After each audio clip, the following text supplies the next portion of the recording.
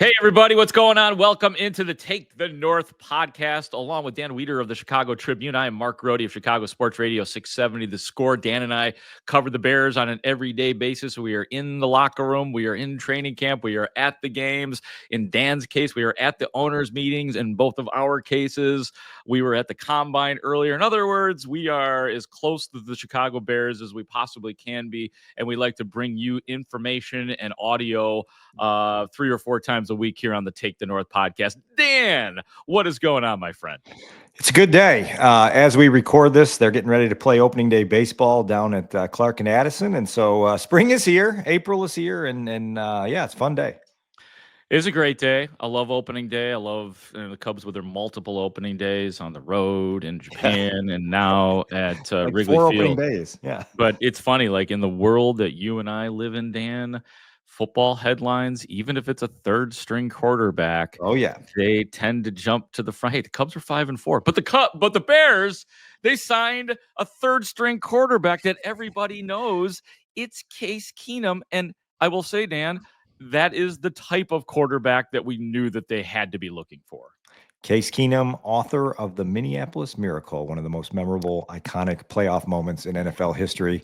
17, right? Yeah, 2017. Yeah. He is being brought to Chicago, however, to be more of a mentor, a tutor to Caleb Williams and, by extension, to Tyson Bagent to provide wisdom to the quarterback's room, to have an opportunity to give the Bears some of that deeper library of experience, knowledge, all of the things that can help push their younger quarterbacks, particularly Caleb Williams, in the right direction. I would imagine that the next time that we hear from anyone near the top of the food chain at Haugh, they would frame it as such that Tyson Bagent is still slotted in as your QB2 and that Case Keenum is here along for the ride. And in order to get someone to accept that role, you have to understand whether they are willing to accept that role, right? And so we know that Case Keenum's best year did come in Minnesota in 2017. He was there on a 1-year deal as Teddy Bridgewater was making a long, grueling recovery from his dislocated knee the previous year. And he turned that into the best season of his career. But for the last few years, he's been sort of that right-hand man to C.J. Stroud, the caddy there. He's got experience of showing the ropes to a young quarterback, and that's what he is being signed to do here in Chicago. Yep, 37 years old these days. He had a big bonanza year in when he was 29 years old back in 2017. And then since 2017, he's played with Denver, Washington, as you mentioned, a couple years in Cleveland. You had a Buffalo year, a Houston year. So he's been all over the place. And yeah, I mean, we heard Ryan Poles, kind of indicating at times that, that would be ideal. I mean, I think the time that we really saw this work out well, or at least it seemed to, was the Chase Daniel signing when Mitch Trubisky was here. To have that type of guy in your locker room, I don't know that it worked out as swimmingly with somebody like Andy Dalton and Nick Foles, because those guys were constantly fighting for playing time, it felt like. But this reminds me of Chase Daniel. Like, he may see the field, Case Keenum, but it truly would be an emergency, and he would probably be like on a competency level like a Chase Daniel. I go back 1 year earlier than that, and I give you Mark Sanchez as the guy that we talked about the other day, as a guy who came in as number 3, right? Like, I think Mark signed here with a feeling like he was going to be the backup quarterback and get a chance to play once the Mike Glennon experiment failed. And then the Bears went and made the surprise selection of Mitch Trubisky, and then he was QB3, and he had to handle that role gracefully and did just that. I think that he and Mitch have a relationship to this day, and that's what you want. You want guys who are united, right? And I think Ryan Poles kind of said as much from the owners' meetings this week in Palm Beach, that you don't want those guys to be complacent. You don't want them to be content and not competing for more opportunity, but you do want them to understand the pecking order and what this is about and what the entire organization's success is built on. And so you have to find personality types that fit that, and hopefully they've done so with Keenum.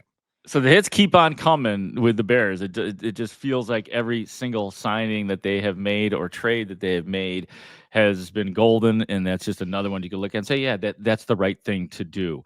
As we move on now, it is time for one of our favorite segments here on Take the North. It is a segment called Listen to This. Dan and I always have recorders going at wherever we are. Dan had the recorder going big time at the owners' meeting, so he's got some exclusive audio from George McCaskey. He's got some Dan Quinn we're going to hear from. So Kevin Warren. So all of that coming up. But to start with, I am fresh off of a Zoom with one of the most well-known draft guys in the business. That is Todd McShay.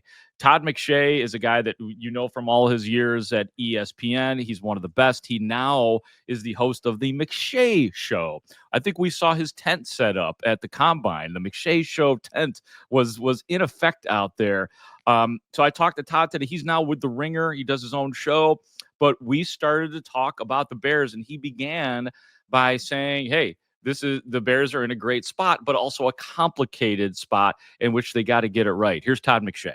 We all love what they did in addressing the interior offensive line. The priorities are in the right place, and they handled the priorities. And then a couple of new defensive front guys. Ben Johnson saw it in Detroit. You got to get the trenches figured out, and then you add the Ferraris and the other pieces to it, right? And so now you're sitting there at 10, but I think just as importantly, quite honest, those picks 39 and 41. Mm-hmm. Those are huge, man. Yes. Because let's just kind of dig into it here. Cam Ward's going number 1. My estimation, and I think you would get this as a majority in the league. I'm not saying it's consensus, but a majority. There's 6 position players that are considered, what do you want to call it, like top tier, elite, blues, blue chips, whatever the name is you want to tag on. But there are 6 guys that everyone kind of agrees, or a lot of people agree, are the other guys at positions. That's Abdul Carter, the edge rusher, Travis Hunter, Mason Graham, defensive tackle, Ashton Jeanty, running back from Boise State, obviously, Tyler Warren, tight end, and Jalen Walker, the edge rusher from Georgia. So you're sitting there at 10 in your Ryan Poles, right?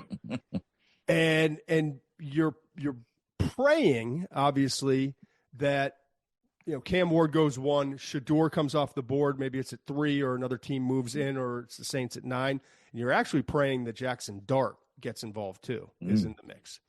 But even in that scenario, right, the dream scenario that 3 quarterbacks go in the top 9 and those other 6 guys come off the board, they're gone. And so, you have to have a trade partner, but no matter kind of how this thing shakes out, I'll be surprised if they're not sitting there at 10 saying, we can kind of get the same player, the same graded player at 15, 17 that we can get at 10. You know what I mean? Because when you look at it, you're like Ashton Jeanty. That would be amazing. Let's pair him up. We got Swift. Now Ben's got the combo like he had in Detroit, right? But Jeanty's probably going to be gone. Then you look at Campbell. Left tackle, a little shorter arms. Arms are longer at pro day than they were at the combine, but he can play left tackle, and we think it's going to be an upgrade there. That would be great. But he's probably going to be gone at 4 to the Patriots. Jalen Walker, pass rusher extraordinary, but he's going to be gone at worst case 8 to Carolina. Right. And so it's going to, and Membu's worth the pick. Armand Membu, the tackle from Missouri, but he's a right tackle. You already got that guy. Yeah. So that to me is going to be interesting, and so maybe it is a Shamar Stewart. Maybe it's a Mike Green. I think it's a little high for him. Maybe it's one of those pass rushers. I love Omarion Hampton, but again, I'd love to get him at 19, 17, not at 10. So they're going to get a really good player, but they're not going to get one of those 6 position players I was talking about. The good news is if they can't trade out, you just take the best player available. Yeah. And then at 39 and 41 is where I think you get your weapons.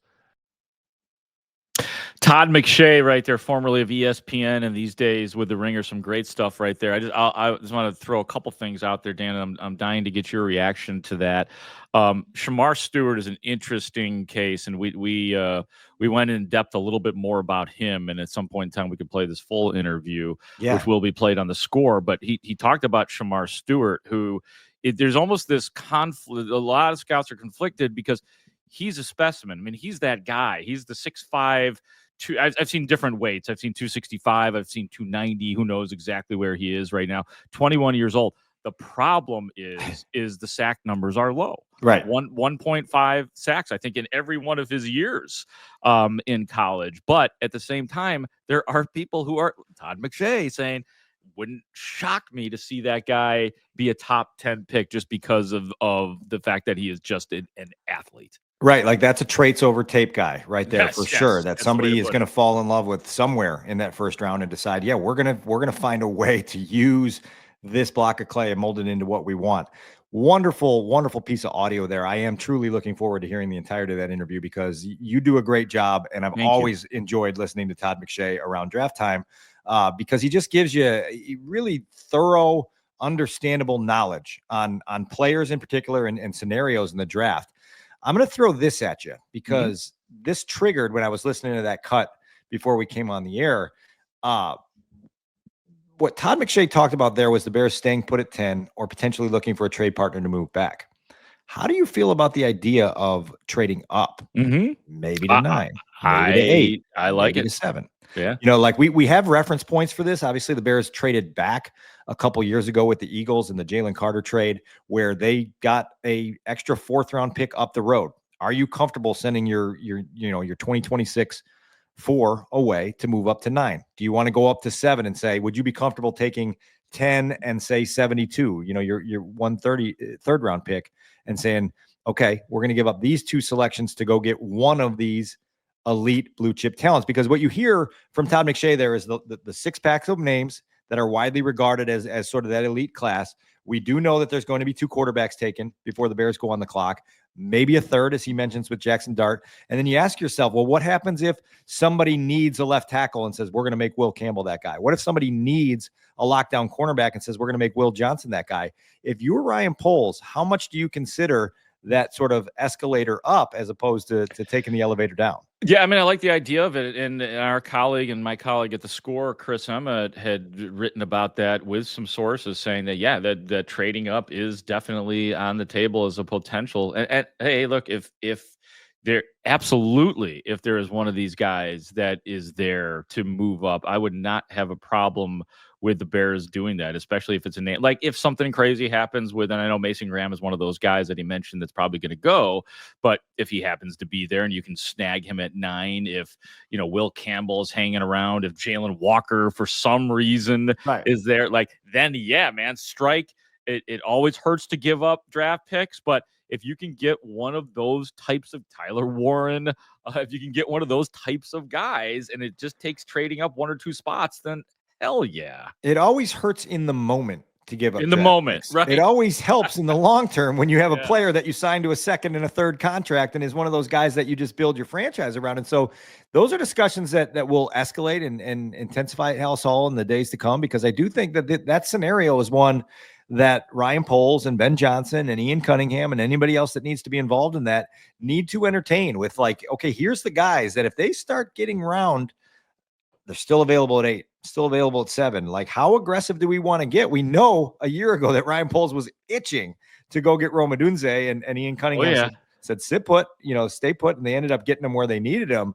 But man, like that's an entertaining scenario as any, because, again, like Todd says, you do need to have a trade partner no matter which way you're trying to move.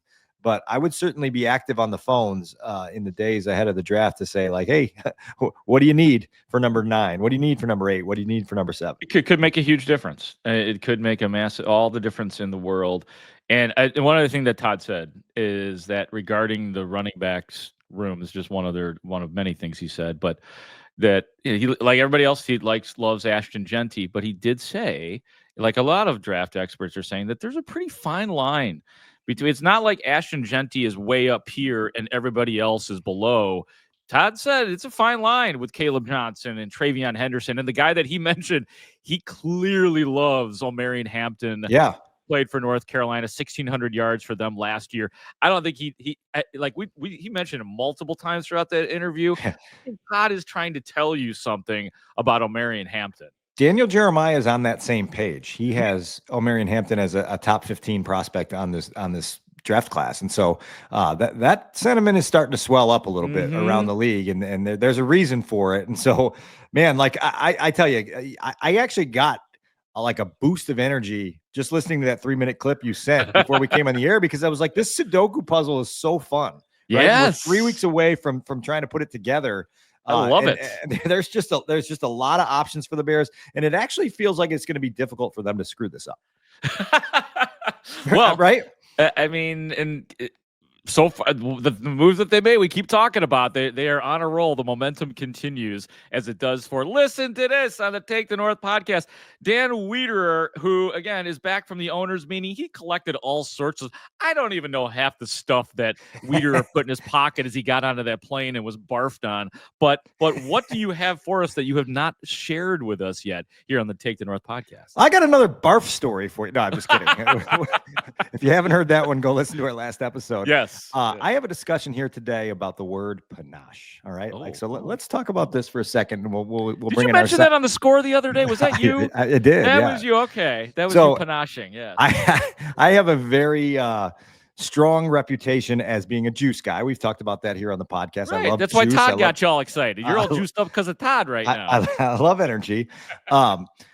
Before I read you the internet definition of panache, how would you describe panache in your world? I would say panache means that you've got a reputation that you can kind of walk in a room and there's a vibe about you. There's an aura about you. Though that's what I'm thinking of with panache. It's like you got a little extra panache. I'm on the same page with you on that. The Oxford Dictionary describes it as flamboyant confidence or style, which I don't think applies in this case because we're talking about Ben Johnson's panache here.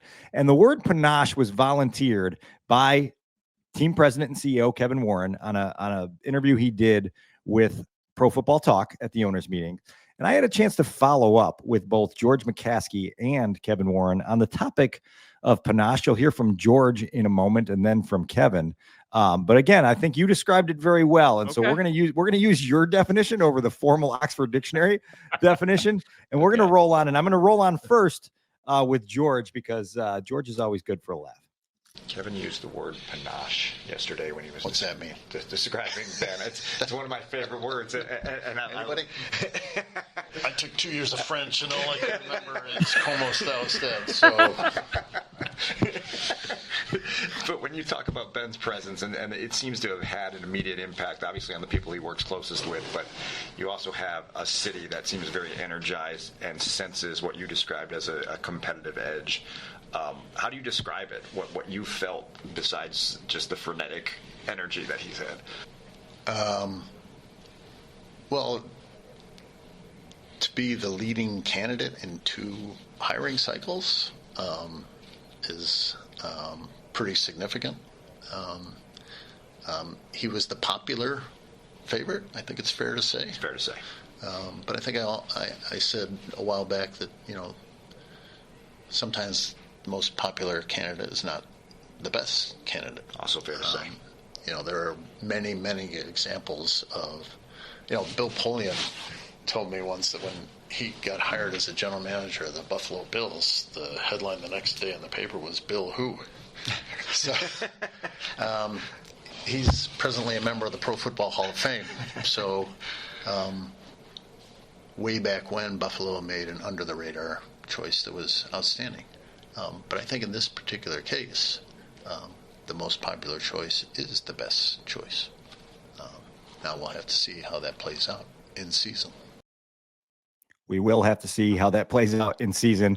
That's a roundabout way from George of getting to the conclusion that he's happy with the hire they made. It seemed like maybe he was itching to make an under the radar hire again or something, but clearly pleased with Ben Johnson. He had told us in the group session that he's encountered Ben on multiple occasions in the Haugh Hall weight room as they've been working out. And he said there's just a frenetic energy to Ben that you can feel when you're around him. I think we've all felt it to some extent here. And I do think it's going to connect with Chicago. So that brings us to Kevin Warren, who offered the word panache from out of the gates. And so I posed a similar question to Kevin just about why he feels like Ben is connected not only with the city at large, but obviously with the people that he has to work most closely with at Haugh Hall. When we talk about Ben, I've used 2 P words, passion and presence. You used one yesterday that I liked even better, panache. Yes, that's right. Really. But how do you describe that, of what you felt from Ben? Because it is very palpable with him.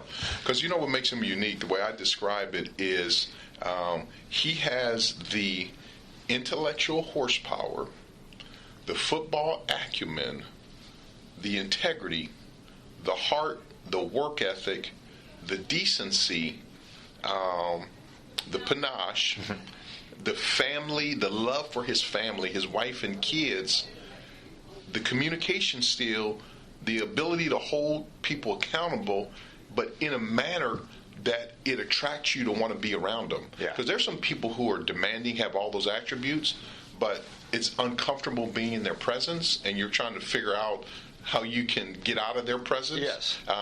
But Ben has a way of pulling you in.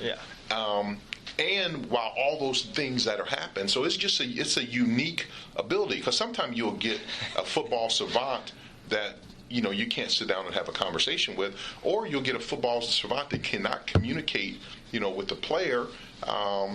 But to have all that, an absolutely beautiful, talented wife, loves his wife and kids, absolutely a brilliant mind from a football standpoint, understands X and O's, watching him to be able to coach, the ability to communicate, and a normal guy. Sounds like a perfect man is what it sounds like.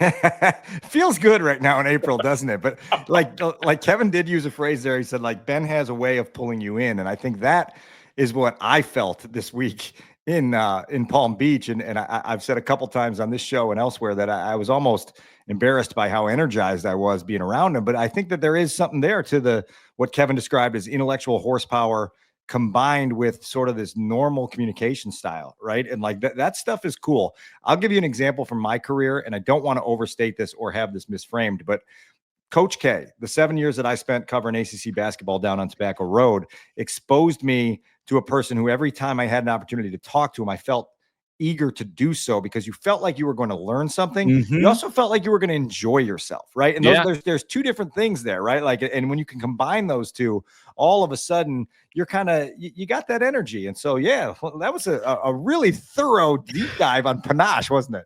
Oh yeah. Well, I also have, let's see, passion, presence, panache, the 3 P's. The 3 P's. Being put down. I don't know if that sounds good or not, the 3 P's, but it's better than me saying we're not going to talk about the C word anymore. So I didn't bring it up, buddy. I don't want to upset you going into your weekend. No, that was great stuff. I love the panache. I love hilarious George going back to French class with his panache. He said, all I remember is como estás. I mean, like, that is the charm of George McCaskey turned up to an 11, right? Like, that's it right there. Really quickly with George, there was a event. I don't remember what the event was. Maybe it was the introduction of coaches or something, but he was introduced, and George got like just kind of a smattering of applause, and he gets up to the microphone and he goes, "Thank you for that tepid response, for that tepid applause." And I noticed he used it a couple times, and so I finally was like, I love your use of tepid. Tepid. And so now every time I see him, he's always like, how you doing, George? Oh, it's a very tepid day today. It's a very tepid result. It's like he's just so George. I do notice that your George McCaskey and your Pat Hughes kind of overlap, and so like that's probably some off-season work that we've got to get. We've got to get them. I got to admit, I'm a little behind. You and some of the other guys on the beat have the George down. I'm really just doing impersonations of you guys doing impersonations of George McCaskey. What a fun time. I'm going to give you another little piece of audio from Florida early in the week, and I had an opportunity to sit down with Dan Quinn. Two-time Bears head coaching candidate Dan Quinn, by the way, who's don't need that guy around here, who's now the Commanders coach and led the Commanders to the NFC Championship this year. He also entered the NFL in a year where the Atlanta Falcons, he was with Atlanta when they drafted Grady Jarrett a decade ago. And so Dan Quinn was on the ground floor of Grady Jarrett's rise in the NFL. They got him as a 5th-round pick, a day 3 guy, and then watched him immediately become not only a contributor, but a guy who was a tone setter. The depths at which I'll preface it with this. I asked Dan Quinn to sit down and talk about 3 or 4 topics. The only one that he wanted to talk about was Grady Jarrett.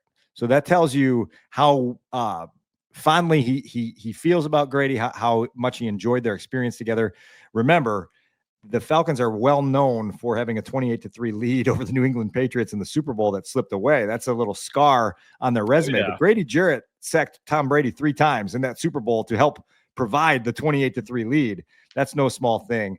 Anyway, here's a little bit of an excerpt from the conversation that I had with Dan Quinn about New Bear defensive tackle and potential captain, Grady Jarrett. Was the part that I thought was, it wasn't remarkable because I knew like what he stood for and how he was, but like, okay, I'm going to go for this. I'm not being denied it. And I thought that was really cool to see. And then from then on, man, he's just like always had like a really high standard about how he did things, how he practiced, how he played. And so it's no surprise that, he's done as well as he has. A decade, right? Like, yeah. I mean, it's a long time. It is a long time. And for an undersized defensive lineman, it's his quickness, it's his instincts to go make a play, using his brain, using his body to know, okay, when do I take a shot? When can I? And you guys, they in Chicago really found not just a good player, like a multiplier in the locker room. Like he'll make others around him better by his standards, by how he does things. I was talking about Grady Jarrett the other day, and I think, Dan, he's going to be one of these guys that's going to be the story of training camp, like in terms of like a go-to guy with the microphone and just being one of the voices of the defense. And as you indicated, Dan, possibly a captain. And I think 3 to 5 captains, is that what they said out of the owners? That's what Ben Johnson said he's aiming for. Yeah. And you got the multiplier label there from Dan Quinn, which is pretty nice. That's a pretty big one. And then you also have Ryan Poles talking about Matt Ryan's endorsement of Grady Jarrett from their time in Atlanta. And so the people that have been around him in key positions understand what he brings to a football team, the standards he sets, the way he creates an energy that other guys follow. Just a nice little nugget from down there in Palm Beach about one of the Bears newcomers that as you say, I think you're right. I think like Grady Jarrett is going to be having a good August. Rich Campbell used to always have a phrase for guys that it doesn't really apply to Grady Jarrett because he's obviously going to be a starter, but guys that were on the fringe of making a roster in camp but are awesome talkers to the media. Rich would finish an interview and say, he's having a great camp. We got to get that out there. He's having a great camp. Yeah, I think Grady Jarrett's going to have a great camp in a lot of ways. I think it was DeMarcus Walker who had a great camp last year. Very talkative to everybody last year on the field and in the locker room, obviously. I believe that is it for today. Dan, any last thoughts here before we take off for the weekend? I do have one last thought because this is Final Four weekend. This is one of my favorite weekends of the year. This is a year or a weekend that I used to have to work a lot on back when I was covering college basketball. Well, one of the guys that I covered back in my day on Tobacco Road, Chicago guy, Northbrook native, Glenbrook North hero, John Shire has taken Duke back to the Final Four. The successor to Coach K in his third season has gotten Duke back to the final weekend of college basketball. And I can't speak enough about kind of the I don't know how to describe it, but the admiration I have for how John does things at every stage of his life, which is why he's there today as Coach K's successor in San Antonio, preparing to potentially cut down the nets at the Final Four. This guy has a fearlessness about him that I think we would all be wise to emulate in terms of like just set grand dreams and then just go chase them without anyone telling you anything about them. Yeah. And then the other thing that I always talk about, and this is actually geared up, we talk every once in a while on this podcast about my Little League baseball team that I coach. Yeah. Coach K talked about one of John's secret weapons as being how alert he is. And I maybe we can have another podcast discussion about what the word alert means to us. We'll Dan, if you want to bring us that, we'll see what George and Kevin have to say about being alert. But like, I love it because it's just like, it's not some sort of elite trait, but it's something where you just like, you just understand what's going on around you at all times. And then you apply that to getting better. It's why John's there. It's like, I think people are going to overlook this because it's Duke and they're expected to succeeding Coach K at Duke and having the level of success in this era of college basketball, where it's just a absolute ridiculous earthquake every March and April with guys changing programs. Pretty cool accomplishment from a guy that I've spent a lot of time around and really feel strongly about how he does his thing. This will hit home with you too. I mean, think about how long it took for North Carolina to replace Dean Smith after a couple of strikeouts until they got Roy Williams in there. So to your point, replacing a legend, that is no small thing that John Shire has pulled off. I'll throw this in there too, because John is a diehard Bears fan, right? Like I hope he listens to Take the North. But he is a diehard Bears fan. And when I was working on a deeper profile on him before his first season at Duke for the Tribune, we met up at a Starbucks here, just north of here on Willow Road from where I sit. And the first thing he asked me after was like, "Hey, how you doing? How's everybody doing? How's your family? Everything good? Tell me what Justin Fields is going to do this year." That was the first question or first conversation topic that Jon Scheyer wanted to address. And so maybe if he wins the national championship, cuts down the nets, and gets like a slow day in June, we'll see if he can come on and join us. The only thing that's upsetting to me about Jon Scheyer is apparently Jon Scheyer was interested at one point in time in coaching the DePaul Blue Demons. He was, which, yes. as you know, hits home with me and you. Yes. So things work out, right? Like things just happen to work out. DePaul didn't need him. DePaul didn't need that. No, thank you. I will close by letting people know that if you want to hear that full interview from Todd McShay, it will air on the Score. I do. Yeah. I might be able to slip you a link, Dan. We'll see. But it will be played on the Score in the 6 o'clock hour on Friday night. And if you don't have time, you could always check out the Odyssey app. It will be there forever and ever and ever. You can find it. I hope you do that. So on the clock tonight, all about the Bears draft, 6 o'clock Friday night on the Score. I will also be on the radio starting at 11 a.m. on Saturday, where there will definitely be more Bears talk, because I know that's what you're hungry for. I might sprinkle in a little bit of Cubs talk and baseball talk, because that's what I do. But I just want everybody to know what's coming up here, Bears talk wise. And Dan and I too, by the way, we will be doing a live show from the Scores Performance Studios in the Prudential Building coming up on April 17th. If you go to 670thescore.com /contests, I believe it is, you can find out how you can be a free studio audience member on that day, where Dan and I will be. You ready to perform, buddy? I'm so ready to perform. We're gonna have to really juice up for that show. I'm gonna bring up every Seriously. last ounce of panache to that studio. Oh, the panache will be heavy. That is Dan Wiederer of the Chicago Tribune and a contributor of the Score. I am Mark Grote. For our executive producer, Adam Stasinski, I thank you all for listening to and watching the Take the North podcast. Great talk. See you out there.